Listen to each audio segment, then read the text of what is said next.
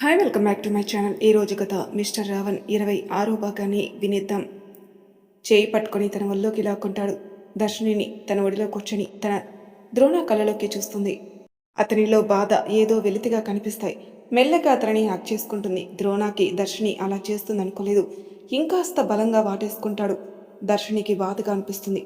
ఎప్పుడు తను చెయ్యి వేసినా ఎలాగో ఉండేది. ఈ రోజు తనకు హాయిగా కనిపిస్తుంది. ద్రోణ బాధను చూస్తుంది. ద్రోణ కూడా దర్శినికి తన మనసులో స్థానం ఇస్తాడు. తనని కోరుకుంటుంది తన మనసు. దర్శిని కొంచెం కొంచెంగా మారుతుంది. తన భర్త తనే సర్వస్వమని తన మైండు మనసు అనుకుంటుంది. సడన్ గా వాళ్ళ డోర్ శబ్దం రాగానే దర్శిని ఉలిక్కిపడి ద్రోణకి దూరం జరుగుతుంది. ద్రోణ కోపంగా చూస్తూ ఎందుకు దూరం జరిగావు అన్నాడు. ఎవరో వచ్చారండి, డోర్ కొడుతున్నారు. చూసావా, మీ అమ్మ వాళ్ళని ఇంట్లో ఉంచుకుంటే ప్రతి ఒక్కరూ వచ్చినా డోర్ కొడుతూనే ఉన్నారు. నువ్వు ఇక్కడే ఉండు అని లేచి వెళ్ళి డోర్ తీస్తాడు. ఎదురుగా రీతు ఉంటుంది. తన్ని చూడగానే చిరాగ్గా పైకి ఎవరు రమ్మన్నారు నిన్ను అన్నాడు. రీతు ఏమీ వినిపించుకోకుండా ద్రోణాన్ని నెట్టేసి గదిలోకి వస్తుంది. అక్కడే బెడ్ పక్కన నిలబడ్డ దర్శిని చూసి పిచ్చా నీకేమైనా, అలా గదిలోకి వచ్చావు? నువ్వు బయటికి రా, నీతో మాట్లాడాలి అంది. దర్శినికి ఏం అర్థం కాదు. భయంతో వణికిపోతుంది. ద్రోణ ఏమంటాడో అని. ద్రోణ రీతు దగ్గరకొచ్చి చేయి పట్టి లాగిపెట్టి కొడతాడు. రీతుకి దిమ్మ తిరిగిపోయి కళ్ళన్నీ గుండ్రంగా తిరుగుతూ అక్కడే కింద పడిపోతుంది. దర్శిని పరిగెత్తుకుంటూ వచ్చి రీతుని లేపాలని చూస్తే దాన్ని టచ్ చేసావనుకో నిన్ను కూడా అలాగే కొడతా అంటాడు. చూడు ద్రోణ గారు, దానికి ఇంటి పద్ధతులు తెలియవు. ఏదో అలా వచ్చేసింది గదిలోకి అంతే. నా ఇంట్లో ఉండాలంటే నా గురించి, నా ఇంటి పద్ధతుల గురించి తెలుసుకోవాలి. ఇది వాళ్ళ ఇల్లు కాదు. ఈవిడ కావాలని వచ్చింది. రీతు రీతు కళ్ళు తెరిచి చూస్తుంది. ఎదురుగా ద్రోణ ఒక రాక్షసుడిలాగా కనపడుతుంటాడు. రీతు భయంతో మెల్లగా నిలబడి ఎందుకు బాబా నన్ను అలా కొట్టారు అంది. నువ్వు పైకి రావడమే ఎక్కువ, అలాంటిది నా గది డోర్ కొట్టావు. తీయంగానే లోపలికి వచ్చేసావు. నా భార్యనే తిడుతున్నావు. ఇన్ని తప్పులు చేశాక నేను ఊరుకుంటానా అని 2 చెంపలు వాయిస్తాడు. 2 చెంపలు వాయించేసరికి చెంపలపైన చేయి పెట్టుకుని ఏడుస్తూ నేను మా నాన్నతో చెప్తాను నీ గురించి. నన్ను మా అమ్మ కూడా ఇంతవరకు కొట్టలేదు అంటుంది. మీ అమ్మ కొట్టలేదు కాబట్టే గాడిదలాగా పెరిగి ఇలా రూమ్లోకి వచ్చావు. ఎవరికి ప్రైవసీ లేకుంటే చేస్తున్నావు అని గట్టిగా అరుస్తాడు. ఆ అరుపుకి భయంతో గదిలో నుంచి పారిపోతుంది. విసురుగా డోర్ వేసేస్తాడు. దర్శిని చూస్తూ మీ అందరికీ తమాషాలుగా ఉన్నాయా? నువ్వు మీ అమ్మ నాన్న కొన్ని రోజులు ఇంట్లో ఉంటారంటే ఉండనిచ్చాను. అప్పుడు నువ్వు ఇంటి నియమాలు కూడా చెప్పాలి కదా వాళ్ళకి. చెప్పానండి, పైకి ఎవరిని వెళ్ళొద్దని. కానీ రీతు ఎప్పుడూ వినిపించుకోదు. అందుకే నా చేత అలా తన్నులు తింది. ముందు వాళ్ళ అమ్మని తన్నాలి, తర్వాత రీతు సంగతి చెప్తా. అయ్యో అలా చేయకండి, మా పిన్నిని ఏమనొద్దు. ఆహా, మరి మీ పిన్ని తప్పు చేసినప్పుడల్లా మీ నాన్నని కొట్టాలా? మా నాన్నని కొడతారా? ఆయన మీకంటే పెద్దవారు, రెస్పెక్ట్ ఇవ్వండి. ఇస్తాను. నాకు రెస్పెక్ట్ ఇస్తేనే, నా భార్యని కూడా రెస్పెక్ట్గా చూస్తేనే. అవునే, వాళ్ళ గురించి మాట్లాడి నా టైం అంతా వేస్ట్ చేస్తున్నావు. నేను ఇందుకే నా గదిలోకి రమ్మంది. ద్రోణ ముందుకొస్తుంటే దర్శిని వెనక్కి జరుగుతుంది. అక్కడున్న గోడకి లాక్ అయిపోతుంది. దర్శిని దగ్గరకొచ్చి నడుం మీద చేతులు వేసి ముందుకు లాక్కుని కళ్ళలోకి చూస్తూ మన మధ్యన ఎవ్వరూ రాకూడదు. నువ్వు అది గుర్తుపెట్టుకో. నేను అసలు ఈరోజు చాలా కోపంగా ఉన్నాను. అందుకే నిన్ను నా గదిలోకి రమ్మన్నాను. నీ తోకని కత్తిరిస్తే ఇంకోసారి మనకి డిస్టర్బ్ చేయదు అని తన 2 చేతులతో ఎత్తుకొని బెడ్ మీద పడిస్తాడు. ప్లీజ్ అండి, కింద అందరూ ఉన్నారు. ఇలా మనం గదిలో ఉంటే బాగోదు. మన భార్యాభర్తలమే ఉండొచ్చు అని తనని దగ్గరికి తీసుకుని గట్టిగా హాక్ చేసుకుని కళ్ళు మూసుకుంటాడు. దర్శిని బిగుసుకుపోయి అలాగే పైకి చూస్తూ పడుకుంటుంది. చాలాసేపటి తర్వాత మెల్లగా కదిలితే అతను నిద్రపోయాడని తెలుసుకుని తనని చూస్తూ అలాగే పడుకుంటుంది. మన రీతు పాప చెంప దెబ్బలు తిని కిందికెళ్తుంది. గదిలోకి వెళ్ళి ఏడుస్తుంటే జ్యోతి వచ్చి రీతుని చూసి ఏమైంది, ఎందుకలా చెంపలు ఎర్రగా అయ్యాయి, ఏమైంది, ఎందుకు ఏడుస్తున్నావు? అమ్మా, మనం ఆ దర్శిని మాత్రం వదిలిపెట్టద్దమ్మా. అది చూడు బావతో హ్యాపీగా ఉంటుంది. గట్టిగా వాగకు. మీ నాన్న విన్నాడంటే మన ఇద్దరిని ఇక్కడి నుంచి పంపించేస్తాడు. అమ్మా, అది గదిలోకి వెళ్ళిందని నాకు బాగా కోపం వచ్చి పైకి వెళ్ళి డోర్ కొట్టాను. బావ డోర్ ఓపెన్ చేశాడు. నేను గదిలోకి వెళ్ళి దాన్ని లాక్కుని ఉందామని చూశానమ్మా. కానీ బావ లాగిపెట్టి కొట్టాడమ్మా. నా 2 చెంపలు వాయించాడు. జ్యోతి కోపంగా లాగిపెట్టి అదే చెంప మీద కొడుతుంది. అమ్మా అని గట్టిగా అరుస్తుంది. మరి నువ్వు చేసిన పనేంటి? వాళ్ళిద్దరి మధ్యలోకి దూరి కొడితే కొట్టకుండా ఊరుకుంటాడా? కళ్ళ ముందు సొంత మరదల్ని ఎలా కొట్టాడో చూసావు కదా, బతికిపోయావు. నిన్ను కూడా అలా కొట్టి రూమ్లో పడేయలేదు. ఇప్పటికే భయంతో చచ్చిపోతున్నావంటే నువ్వు ఒకటి చేసావు. రేపు ఏమంటాడు ఏమో, ముందు నోరు మూసుకుని పడుకు అని జ్యోతి అక్కడి నుంచి వెళ్ళిపోతుంది. రీతు ఏడ్చుకుంటూ అలాగే పడుకుంటుంది. ఉదయాన్నే దర్శనికి మెలకు వచ్చేసరికి పక్కన ద్రోణ కనపడ్డు. సడన్గా లేచి కూర్చుంటుంది.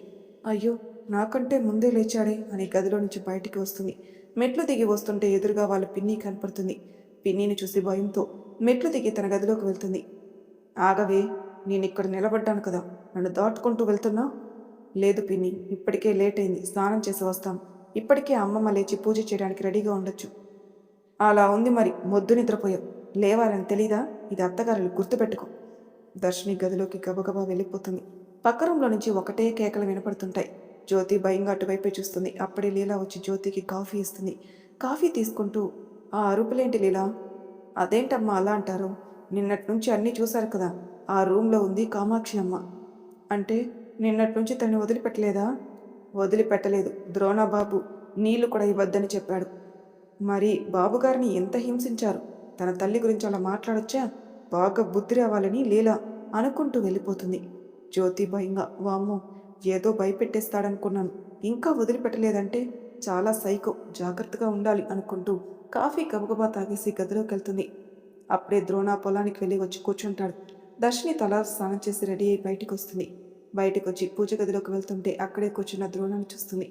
ద్రోణ ఒక క్షణం దర్శినిని అలాగే చూస్తున్నాడు. తను ఎంత వద్దనుకున్నా తన చూపు తిప్పుకోలేకపోతుంటాడు. వామో, ఏంటిది ఇలా ఉంది? చూస్తేనే అలాగే చూడాలనిపిస్తుంది.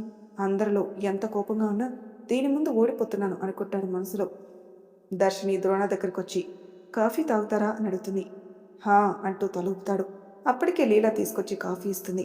లీలా చేతుల నుంచి కాఫీ తీసుకుని ద్రోణకి ఇస్తుంది. ద్రోణ తీసుకుని దర్శిని చూస్తూనే కాఫీ తాగుతాడు. ఇదంతా శుక్లా గారు వచ్చి చూస్తూనే ఉన్నాడు.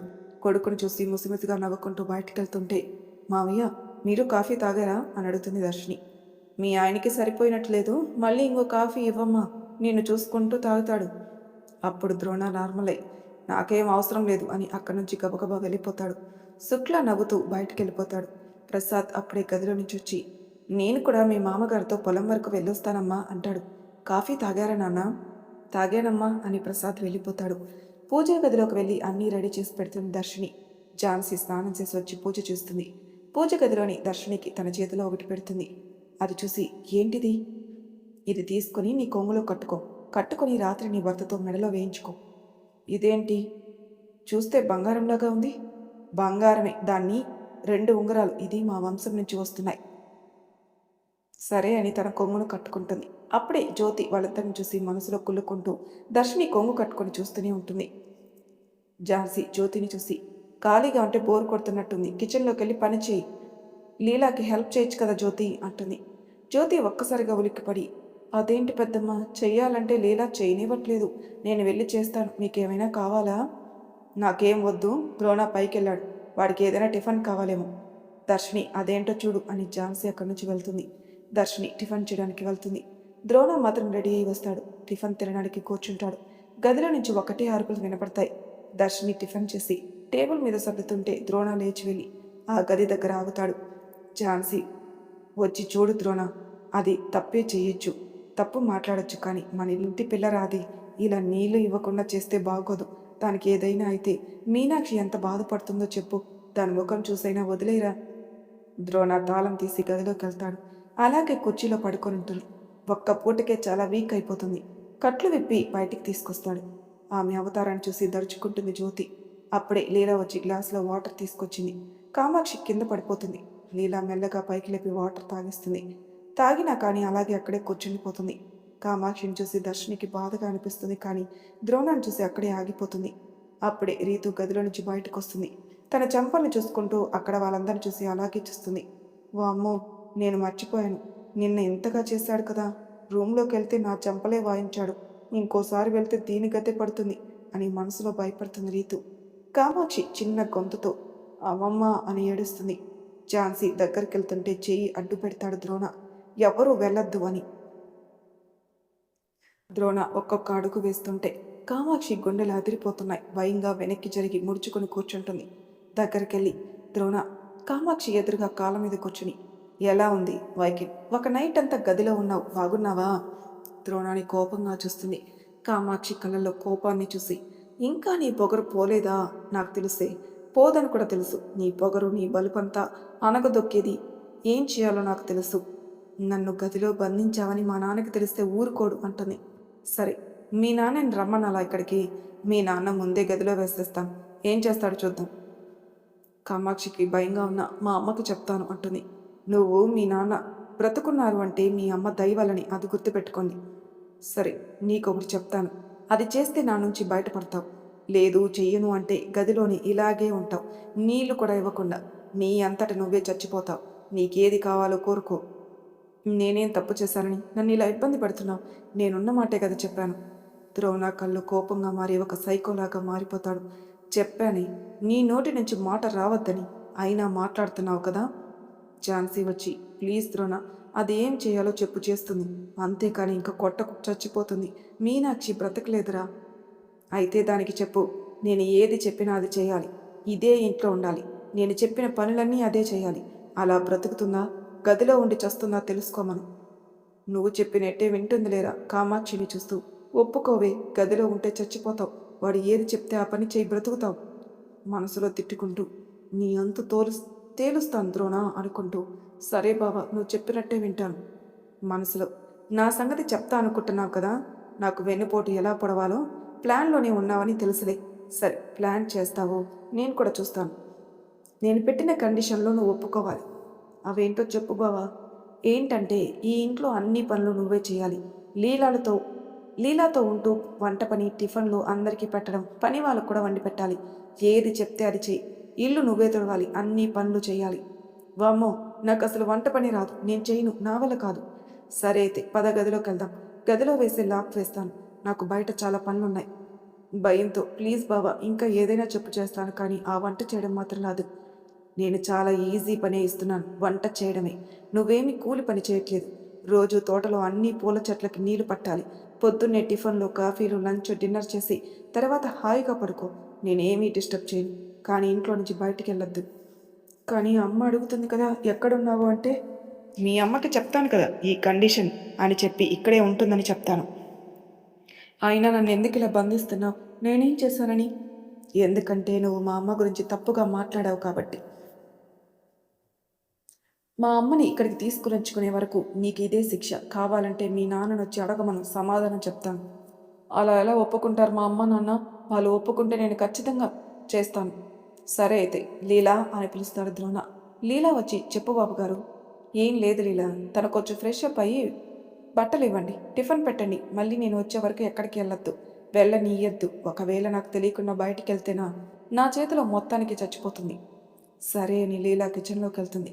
ఝాన్సీ అమ్మయ్య అని ఊపిరి తీసుకుంటుంది. ఎలాగో దీన్ని వదిలిపెట్టాడు, దీని బదులు నేను పనిచేస్తాను, దీని బాధ తీర్చాలి, ఈ మొండిది వినదు అనుకుంటుంది. ద్రోణ వెళ్తూ వెళ్తూ వాళ్ళ బామ్మను చూసి, బామ్మ, నువ్వు దీనికి హెల్ప్ చేసినట్టు నాకు తెలియాలి, అప్పుడు నేనేం చేస్తానో మీకు తెలుసు అని చెప్పుకుంటూ ద్రోణ వెళ్ళిపోతాడు. వామ్మో, వీడికి మనసులో అనుకున్నవి కూడా తెలిసిపోతున్నాయే. ఇదంతా కూడా జ్యోతి, రీతు ఇద్దరు చూస్తుంటారు. ఒకరికొకరు ముఖం చూసుకొని వణికిపోతుంటారు. కామాక్షి నీరసంగా పైకి లేవబోతుంటే అలాగే కింద పడిపోబోతుంది. లీల తోటలో ఉన్న ఇద్దరు మనుషుల్ని పంపిస్తుంది. ఆ అమ్మాయిలిద్దరూ వచ్చి కామాక్షిని లేపి దర్శిని ఉన్న గదిలోకి తీసుకెళ్తారు. లీల అప్పటికే తన డ్రెస్ తీసుకుని వచ్చిస్తుంది. మెల్లగా బాత్రూంలోకి వెళ్ళి ఫ్రెష్ అప్ అవుతుంది కామాక్షి. దర్శిని గదిలోకి వచ్చి రెడీ అవుతుంటే కామాక్షి బాత్రూమ్ నుంచి వచ్చి దర్శిని చూసి, నువ్వేంటే నా గదిలో? ఇది నా గదేనండి, ఫస్ట్ నుంచి నేను ఇందులోనే ఉంటున్నాను అంటుంది. అయితే నేనున్నప్పుడు నువ్వు ఈ గదిలోకి రావద్దు. అప్పుడే ఝాన్సీ వచ్చి, ఆ మాట ద్రోణాకి చెప్పు కామాక్షి, దర్శినితో నువ్వు ఏం మాట్లాడకూడదు. ఇది ఎప్పుడూ దర్శిని ఉండే ఇల్లు. పైకి రమ్మన్నప్పుడే దర్శిని వాడి గదిలోకి వెళ్తుంది. తర్వాత అంతా ఇదే గదిలో ఉంటుంది. నువ్వేదైనా అనాలంటే ద్రోణాకి చెప్పు. ముందు రెడీ అయ్యావు కదా, టిఫిన్ తిందువురా అని వెళ్ళిపోతుంది. కామాక్షి కోపంగా చూస్తుంది. మీ అందరినీ అనుకుంటూ గదిలో నుంచి బయటకు వెళ్తుంది.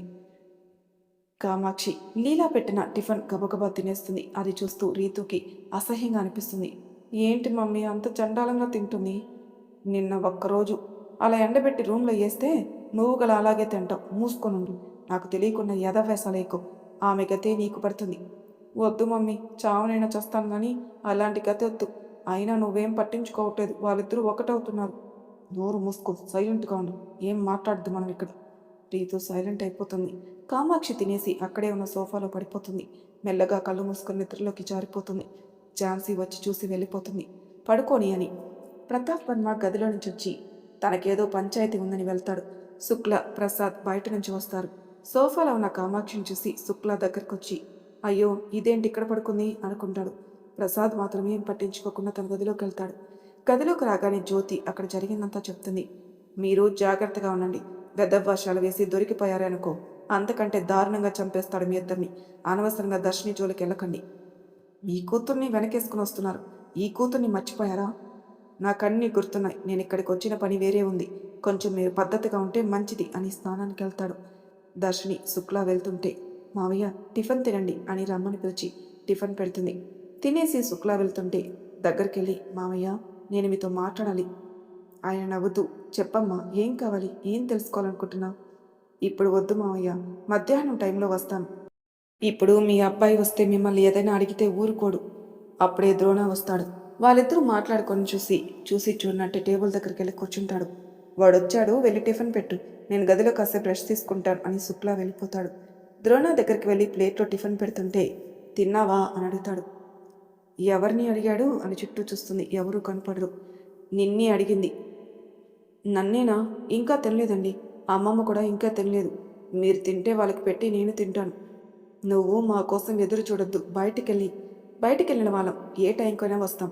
ఇంట్లో ఆడవాళ్ళు టైం టు టైం తినండి అని టిఫిన్ తినేసి పైకి వెళ్ళిపోతాడు. అప్పుడే వాళ్ళ నాన్న పిన్ని వస్తారు. అందరూ కలిసి టిఫిన్ చేస్తారు. ప్రసాద్ తింటూ, దర్శిని నీతో కాసేపు మాట్లాడాలమ్మా. చెప్పండి నాన్న. ఏం లేదురా, నీకు చిన్నప్పుడు ఒక ఫ్రెండ్ ఉండేది కదా, స్నేహ. తను ఒకసారి ఫోన్ చేసిందిరా, నీతో మాట్లాడాలంట. స్నేహనా? నా బెస్ట్ ఫ్రెండా నాన్న? కానీ తన పెళ్ళి అయిపోయింది కదా. అందుకే చాలా రోజుల తర్వాత నువ్వు గుర్తొచ్చావంట. మాట్లాడు, నాకు ఫోన్ చేసింది. సరేనన్నా, నాకు నెంబర్ ఇవ్వండి, నేను తర్వాత మాట్లాడతాను. సరే. అందరూ తిన్నాక వాళ్ళ నాన్న దగ్గర నుంచి నెంబర్ తీసుకుంటుంది. ద్రోణ ఏదో పని మీద బయటికి వెళ్తుంటే, ఏవండి అని పిలుస్తుంది దర్శిని. ఏంటి అన్నాడు. ఒకసారి మీ ఫోన్ ఇస్తారా, నేను మాట్లాడుకోవాలి. ఇంత అర్జెంటుగా వెళ్తున్నా నాకు నా ఫోన్ కావాలా? అయ్యో అర్జెంటుగా వెళ్తున్నారా? సారీ అండి, నేను ఎప్పుడైనా మాట్లాడతానులే, మీరు వెళ్ళండి. అతను వెళ్ళబోతుంటే అప్పుడే మీనాక్షి ఏడ్చుకుంటూ వచ్చింది. మీనాక్షిని చూసి దగ్గరికెళ్ళి, ఏంటత్తా ఎందుకు ఏడుస్తున్నావు? కామాక్షిని ఏమీ అనకురా, ఏదైనా తప్పుగా అంటే క్షమించు, ఎంతైనా కూతురు కదరా. నీ కూతురు అయినందుకే వదిలిపెట్టానత్తా. తను ఏమనట్లేదు. తనని సెట్ చేసి పంపిస్తాను. పెళ్లి చేసుకుని పోయే అమ్మాయి ఎలా ఉండాలత్తా? చేసుకునే వాడితో సంతోషంగా ఉండాలి. అతనికి ఒక కుటుంబం ఉంటుంది కదా. ఇలాగే ఉంటే చాలా కష్టం. కొంచెం మార్చి పంపిస్తాను. నువ్వు దిగులు పడకు, నా దగ్గర క్షేమంగా ఉంది. అందుకేరా నాకు ఏ భయమూ లేదు. కానీ దానికి బాగా పొగర్రా. అవన్నీ నేను చూసుకుంటానత్తా, మీరు దిగులు పడద్దు, రిలాక్స్గా ఉండండి. అప్పుడే సింహాచలం కూడా వచ్చి, అల్లుడు నన్నంటే పని అన్నీ పడ్డాను, నా కూతురి జోలికి రావద్దు. ముందు అది నీ కూతురికి చెప్పాల్సింది, నా జోలికి రావద్దని. నా జోలికి వచ్చినా ఓర్చుకున్నాను, కానీ మా అమ్మ జోలికి వచ్చింది కదా, వదిలిపెట్టను. అప్పుడే కామాక్షి వాళ్ళ అమ్మ నాన్న గొంతు విని మెల్లగా లేచి కూర్చుంటుంది. ఎదురుగా ఉన్న తల్లిని చూసి ఏడుస్తూ, అమ్మా అని ఏడుస్తూ గట్టిగా హాగ్ చేసుకుంటుంది. మీనాక్షి బాధగా కూతుర్ని ఆ పరిస్థితిలో చూసి బాధ అనిపిస్తుంది. ఓదారుస్తూ, ఎందుకు ఈ ద్రోణత పెట్టుకుంటావు, నీకు అవసరమా? సింహాచలం భార్యని కోపంగా చూస్తూ, ఇప్పుడా చెప్పాల్సిన టైం? ముందు అది ఎలా ఉందో చూడు అంటాడు. అలా మాట్లాడుతుంటే ఆ ఇంట్లోకి ఒక అతను వస్తాడు. అతన్ని చూస్తూ ఉంటారు అందరూ. మరి తర్వాయి భాగంలో ఏం జరుగుతుందో నెక్స్ట్ ఎపిసోడ్ తెలుసుకుందాం. అంతవరకు నా ఛానల్ సబ్స్క్రైబ్ చేయని వాళ్ళు ప్లీజ్ సబ్స్క్రైబ్ చేసుకోండి. లైక్ చేసి షేర్ చేయండి. మీ అభిప్రాయాలు నాకు కామెంట్ రూపంలో తెలియజేయండి. Thank you for listening.